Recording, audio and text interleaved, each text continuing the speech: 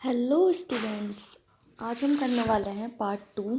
कल मैंने पार्ट 1 किया था जिसमें हमने ये सब बात की थी, न्यूट्रिशन क्या होता है और ये सब। आज हम उससे आगे की बात करने वाले हैं। आई होप कि आपने कल की वीडियो देख ली होगी। चलिए स्टार्ट करते हैं। और इससे पहले चैनल को ज़रूर सब्सक्राइब कर दीजिए ताकि आने वाली वीडियो आपको सारी मिलती रहें टाइम टू टाइम। और वीडियो को लाइक भी कर दीजिएगा। चलिए स्टार्ट करते हैं और न्यूट्रिशन की बात करते हैं कि न्यूट्रिशन क्या है, मोड ऑफ़ न्यूट्रिशन। देखिए, पहले हम एनसीईआरटी को बाद में पढ़ेंगे, पहले मैं आपको ऊपर ऊपर से थोड़ा समझा देती हूँ। तो पहला हमारा क्या है, मोड ऑफ न्यूट्रिशन में ऑटोट्रॉफिक आता है और हिट्रोट्रॉफिक आता है। कौन से आते हैं? ऑटोट्रॉफिक और हिट्रोट्रॉफिक। लिख लेते हैं पहले हम, ठीक है? आप अच्छे से समझते चलिए और ये जो मैं पूरा चार्ट बना रही हूँ इसे आप बनाते चलिए साथ साथ। न्यूट्रिशन में दो टाइप होते हैं, ऑटो और कौन सा होता है, हेट्रो। दो टाइप होता है, ऑटो और हेट्रो। ऑटोट्रॉफिक का क्या मीन होता है, इसके आगे ट्रॉफिक भी है, लिख लेना आप, ऑटोट्रॉफिक और हेट्रोट्रॉफिक। ऑटो का मीन ही होता है सेल्फ। क्या मीन होता है इसका? सेल्फ। तो वो ऑर्गेनिज्म जो अपना खाना खुद बनाते हैं वो क्या कहलाते हैं? ऑटोट्रॉफिक। जो अपना खाना खुद बनाते हैं। ऑटो मतलब क्या होता है? सेल्फ। और ट्रॉफिक का मतलब होता है सिंथेसाइज करना या बनाना। ठीक है, मैं लिख देती हूँ। ट्रॉफिक का क्या मतलब होता है? ट्रॉफिक का मतलब होता है बनाना, कुछ भी खाना बनाना। ठीक है, आगे बात समझ में? ऑटोट्रॉफिक और हिट्रोट्रॉफिक। देखिए, न्यूट्रिशन दो टाइप का होता है, ऑटोट्रॉफिक और हिट्रोट्रॉफिक। ऑटोट्रॉफिक पता चल गया, जिसमें खाना खुद बनाते हैं। ऑटोट्रॉफिक न्यूट्रिशन वो होता है जिसमें खाना खुद बनाते हैं ऑर्गेनिज्म। और हेट्रोट्रॉफिक क्या होता है? जो हम डिपेंडेंट रहते हैं दूसरों पे। ठीक है, जैसे कि हम क्या करते हैं? हम दूसरों पर डिपेंड रहते हैं, हम प्लांट्स पर डिपेंड रहते हैं। अगर हम वेजिटेरियन हैं तो हम प्लांट्स पर डिपेंड रहेंगे, और हम नॉन वेजिटेरियंस हैं तो हम एनिमल पर डिपेंड रहेंगे। तो हम क्या है? हेट्रोट्रॉफिक हैं। और ऑटोट्रॉफिक वो होते हैं जो अपना खाना खुद बनाते हैं। अब बात आती है इनमें, ये भी क्या होते हैं? दो टाइप के होते हैं ऑटोट्रॉफिक भी। ऑटोट्रॉफिक भी कैसे होते हैं? दो टाइप के होते हैं। पहले हम ऑटो की बात करेंगे, फिर हेट्रोट्रॉफिक। हेट्रोट्रॉफिक कितने टाइप के होते हैं? तीन टाइप के होते हैं। तो पहले हम ऑटो की बात कर लेते हैं। ऑटो में एक होता है फोटो ऑटोट्रॉफिक, और दूसरा होता है कीमो। अब आप कहेंगे मैम ये क्या है कीमो और फोटो? अभी बताते हैं। देखिए, फोटो ऑटोट्रॉफिक वो होता है जो लाइट की प्रेजेंस में खाना बनाते हैं। कौन से होते हैं फोटो? जो लाइट की प्रेजेंस में खाना बनाते हैं। और कीमो कौन से होते हैं? जो केमिकल्स की प्रेजेंस में खाना बनाते हैं। आगे इतनी बात समझ में? कीमो कौन से होते हैं और फोटो कौन से होते हैं? देखिए, मैंने अभी तक आपको क्या बताया? न्यूट्रिशन दो टाइप का होता है, ऑटोट्रॉफिक और हेट्रोट्रॉफिक। ऑटोट्रॉफिक वो होता है जो अपना खाना खुद बनाते हैं। ऑटोट्रॉफिक में भी दो पार्ट आते हैं, फोटो और कीमो। फोटो वो होते हैं जो खाना लाइट के प्रेजेंस में बनाते हैं। किसके प्रेजेंस में बनाते हैं?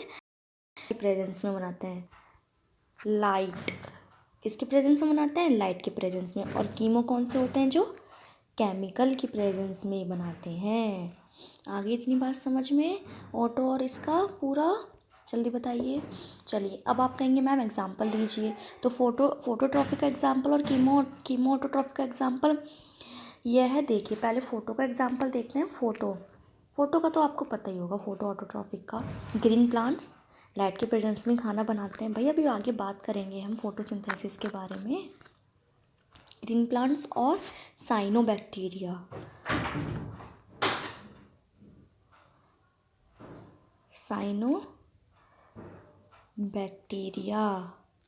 ठीक है, कौन कौन से हो गए हमारे फोटो ऑटोट्रॉफिक में? ग्रीन प्लांट्स और साइनोबैक्टीरिया।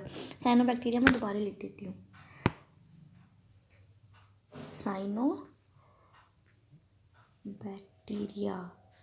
ठीक है, दो एग्जाम्पल हो गए हमारे फोटो ऑटोट्रॉफिक के। अब कीमो ऑटोट्रॉफिक क्या होता है? देखिए, कीमो ऑटोट्रॉफिक होते हैं जो जिन्हें लाइट नहीं मिल पाती या जो लाइट के प्रेजेंस में खाना नहीं बनाते। वो कैसे बनाएंगे? वो केमिकल के प्रेजेंस में बनाएंगे।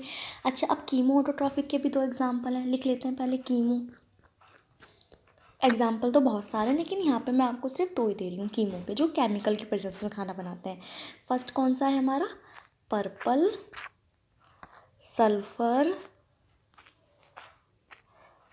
Sulphur bacteria. अच्छा, अब ये कहाँ पाया जाता है purple sulphur bacteria? Purple sulphur bacteria पाया जाता है गर्म पानी के झरनों में। कहाँ पे पाया जाता है ये पर्पल सल्फर बैक्टीरिया? गर्म पानी के झरनों में। वहीं से लाइट नहीं मिलती तो ये क्या करता है, हाइड्रोजन सल्फाइड लेता है और उसकी मदद से अपना खाना बनाता है। तो क्या हो गया पर्पल सल्फर बैक्टीरिया हमारा कीमो ऑटोट्रॉफी का एग्जाम्पल हो गया। ये आपके एमसीक्यूज में पूछे जाते हैं क्वेश्चंस कि कीमो ऑटोट्रॉफी का एग्जाम्पल कौन सा है, तो आप इसे ध्यान से सुनिए। कीमो ऑटोट्रॉफी का एग्जाम्पल हो गया पर्पल सल्फर बैक्टीरिया।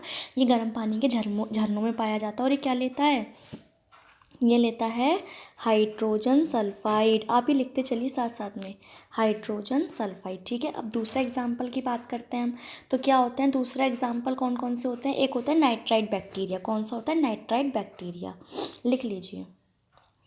एक हो गया हमारा, क्या हो गया, पर्पल सल्फर बैक्टीरिया, और दूसरा क्या हो गया, नाइट्राइट बैक्टीरिया। अब आप कहेंगे मैम ये कहाँ पाया जाता है? तो नाइट्राइट बैक्टीरिया कहाँ पाया जाता है? ज़मीन के नीचे या प्लांट्स जो होता है उनकी मिट्टी जो होती है, जहाँ पे जड़ें होती हैं, वहाँ पाया जाता है। ये क्या काम करता है? ये काम करता है जो भी हमारे इन्वायरमेंट में नाइट्रोजन होती है, नाइट्रोजन होती है हमारे इन्वायरमेंट 70 पॉइंट समथिंग कुछ परसेंट प्रेजेंट होती है। तो ये क्या काम करता है, नाइट्रोजन को लेता है एनवायरनमेंट से और उसका क्या करता है, फिक्सेशन करता है नाइट्रोजन का फिक्सेशन करके उसको नाइट्राइट में कन्वर्ट करता है। नाइट्राइट बैक्टीरिया इसलिए बोलते हैं इसको। और क्या होता है इसको क्या बोलते हैं, इस बैक्टीरिया को नाइट्रोसोमोनास।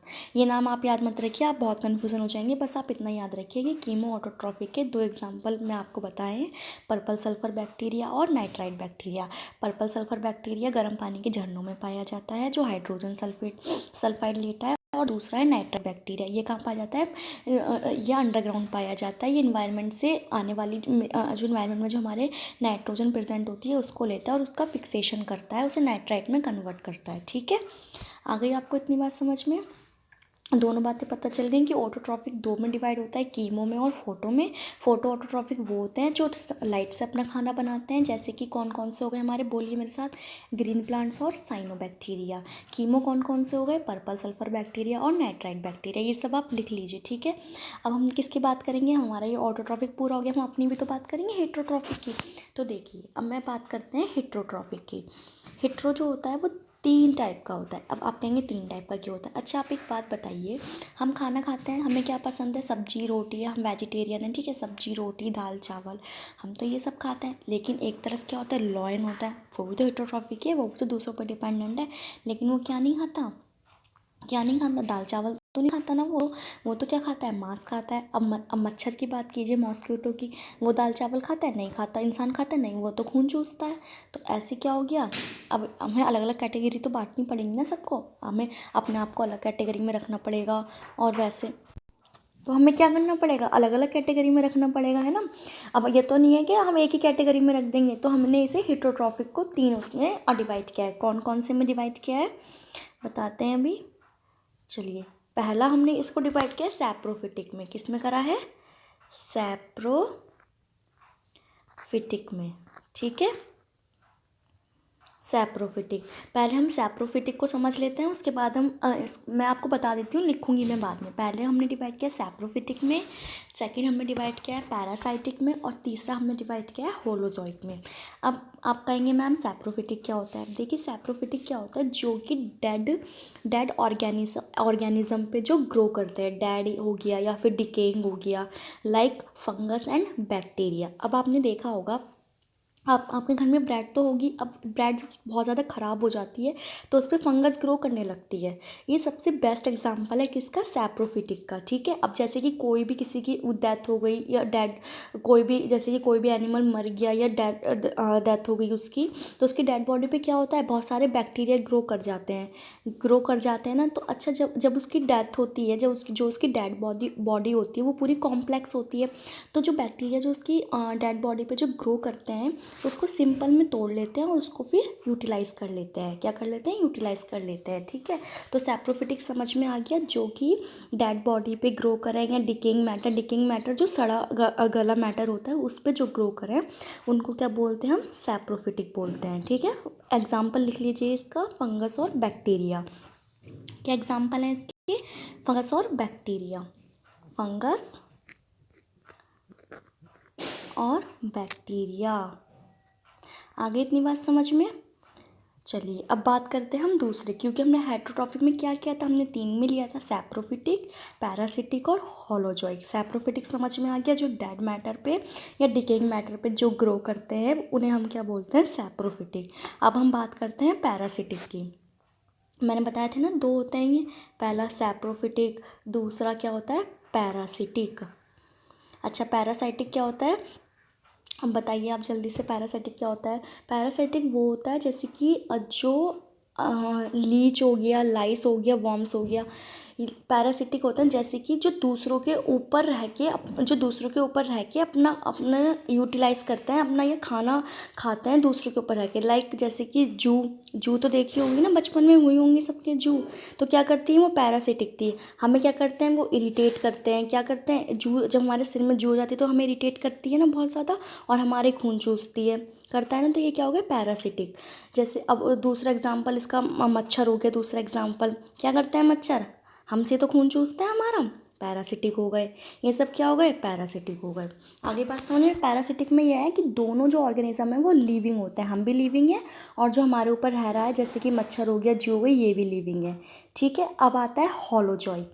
होलोजोइक क्या होते हैं, मैं लिख देती हूँ पहले। तीसरा आता है हमारा होलोजोइक।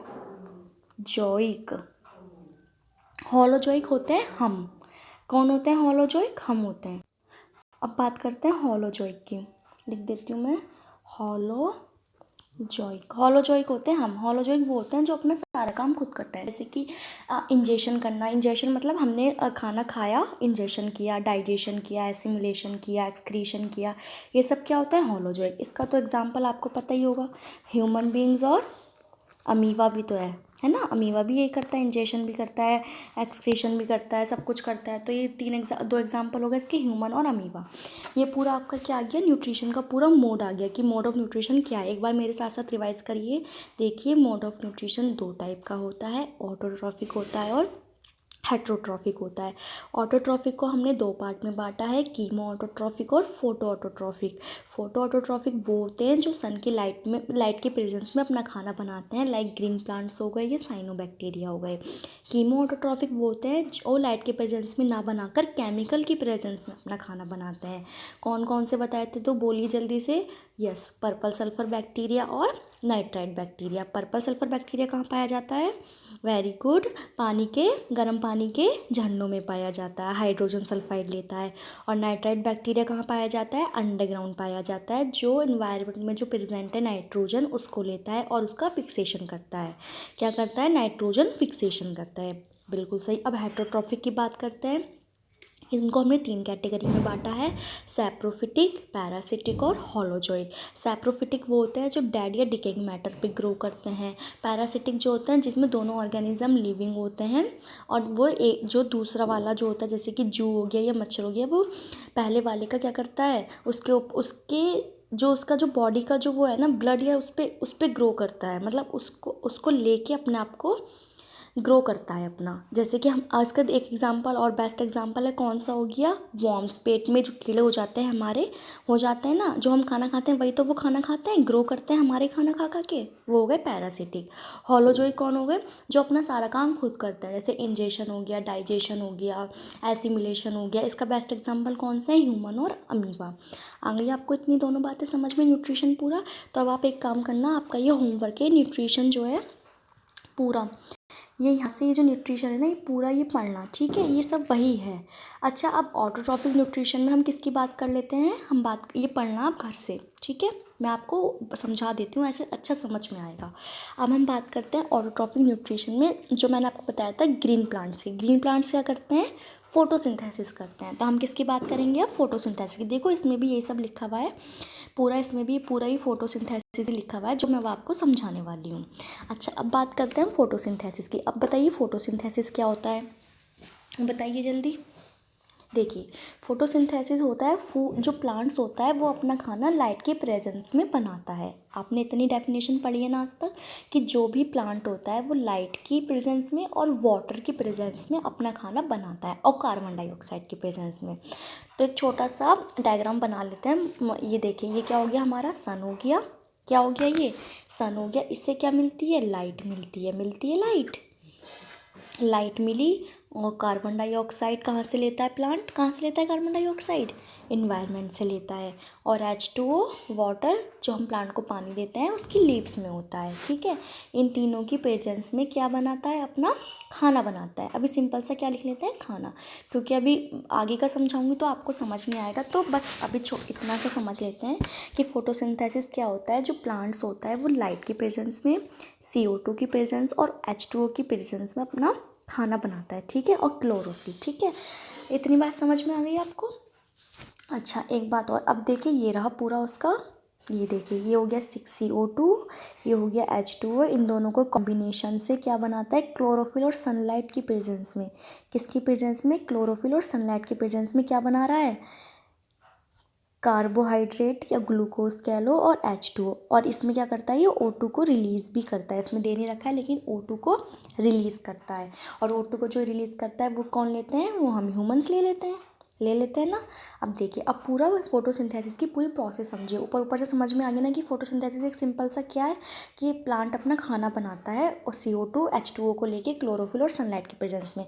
अब बात आती है कि क्लोरोफिल क्या होता है, आती है आपके दिमाग में भी आती है। देखो CO2 तो सबको समझ आता है क्या होता है, H2O भी सबको समझ आता है, सनलाइट भी आता है समझ में। अब बात करते हैं क्लोरोफिल क्या होता है, ठीक है। क्लोरोफिल देखिए, क्लोरोफिल होता है, क्लोरोफिल किस में पाया जाता है, ये पाया जाता है क्लोरोप्लास्ट में।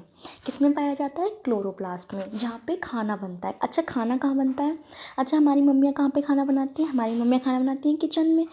ऐसे ही इसका जो प्लांट का जो खाना बनता है वो कहाँ बनता है, क्लोरोप्लास्ट, क्लोरोफिल में।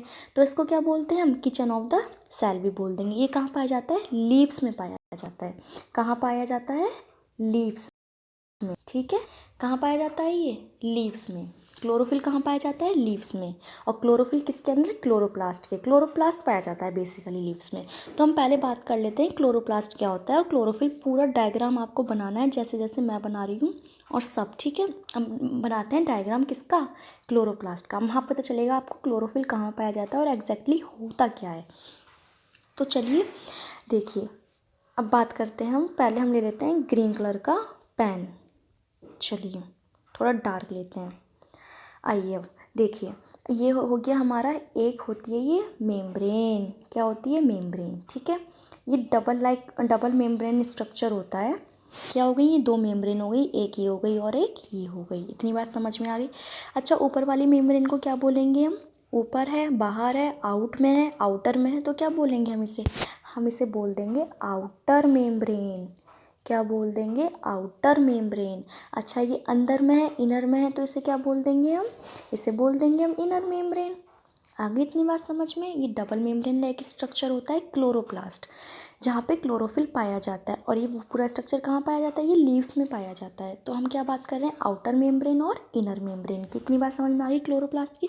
अब इसके अंदर क्या होते हैं, इसके अंदर होते हैं ये कॉइन लाइक स्ट्रक्चर्स। क्या होते हैं बच्चों, ये कॉइन लाइक स्ट्रक्चर्स। इसमें छोटा बन रहा है, आप गूगल पे भी सर्च करके देख सकते हैं। पहले मैं आपको इतना समझा दूँ, फिर आप गूगल पे जब सर्च करेंगे ना क्लोरोप्लास्ट का स्ट्रक्चर, तो आपको अच्छे से समझ में आ जाएगा।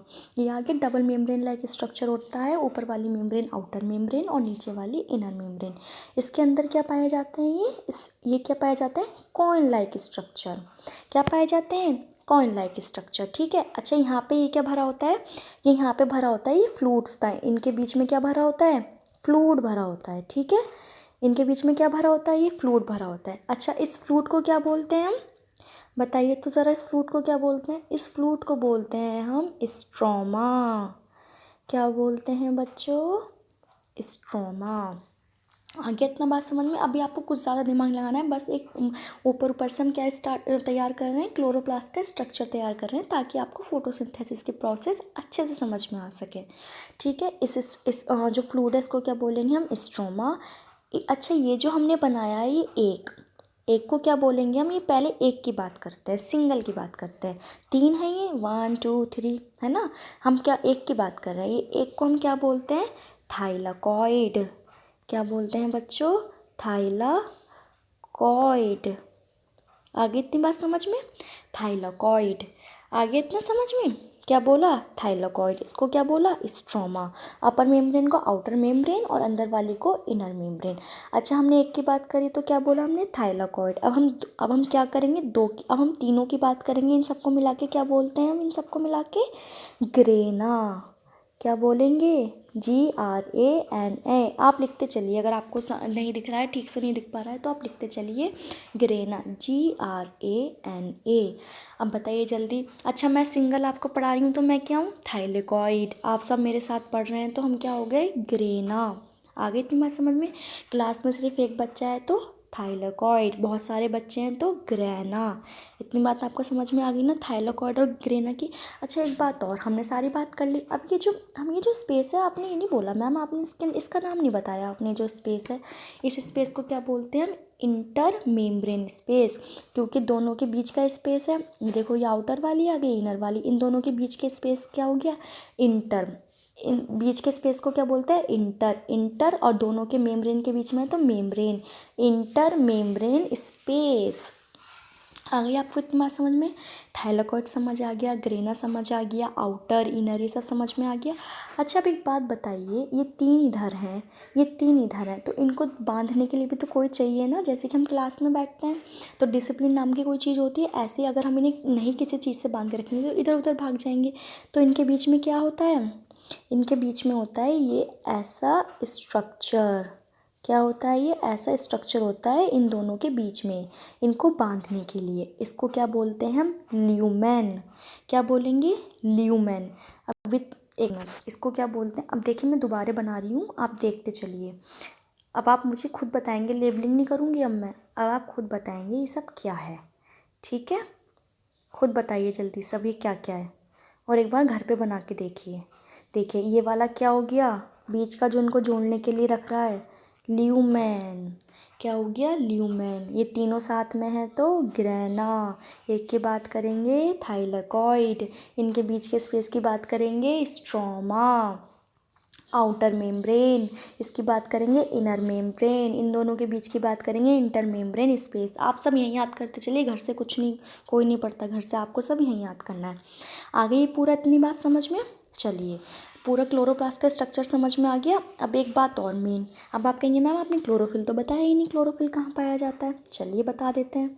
देखिए ये पूरा हमने बनाया, ये 1 2 3, ऐसा नहीं 1 2 3 होते हैं, बहुत सारे होते हैं, ठीक है। ये जो है हमारा सिंगल की क्या है, बोलिए, थाइलेकॉइड। देखो थाइलेकॉइड के अंदर यहाँ पे ये क्लोरोफिल प्रेजेंट होता है। कहाँ होता है क्लोरोफिल, ये इनके अंदर। किन के अंदर, थाइलेकॉइड के अंदर। आगे बात समझ में इतनी, किसके अंदर, चलिए अब आगे की बात कर लेते हैं। अब देखिए इसमें जो फोटोसिंथेसिस होती है हमारे, इसमें दो टाइप की रिएक्शंस होती हैं। कौन कौन सी दो टाइप की होती हैं, लाइट रिएक्शन और डार्क रिएक्शन। कौन सी होती हैं, लाइट रिएक्शन और डार्क रिएक्शन। Very good. चलिए अब इसमें दो टाइप की रिएक्शंस होती हैं, लाइट रिएक्शन और डार्क रिएक्शन। अच्छा, लाइट रिएक्शन कब होगी बच्चों, लाइट रिएक्शन कब होगी, लाइट रिएक्शन जब होगी जब सन की प्रेजेंस होगी।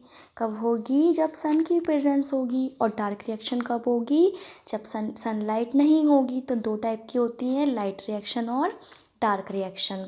फोटोसिंथेसिस में ही होती हैं। अच्छा, लाइट रिएक्शन और डार्क रिएक्शन तो कब रहती है लाइट रिएक्शन, सन की प्रेजेंस में रहती है। और जब सनलाइट नहीं होती तो डार्क रिएक्शन रहती है। आप कहेंगे मैम आप समझ नहीं आया, हमें समझाइए।